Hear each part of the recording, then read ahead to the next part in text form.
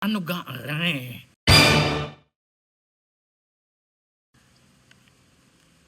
Ito po ang inyong Ama Maylio.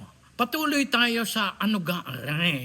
Ang mga salitang kami ang mga Batanggenyo nagkakaintindihan, unang-una ay usbaw. Ano ba yung usbaw? Aba, itong taong are, nauusbaw ka na ba? Ibig sabihin, nababaliw ka na ba? Bakit kaya ka magsalita?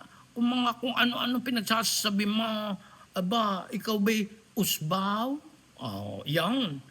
Ang susunod, bagteng. Ang bagteng ay yung bang parang lastiko, yung rubber band na pag hinila mo, yung gayon, ay parang bagting na, hilang-hila na, nanipis na, parang mapuputol na. Bago maputol, yun bagting na. Yung hilang-hila na gayon, lastiko. Ha? Bagteng. At ang ikatlo, utay-utay, unti-unti.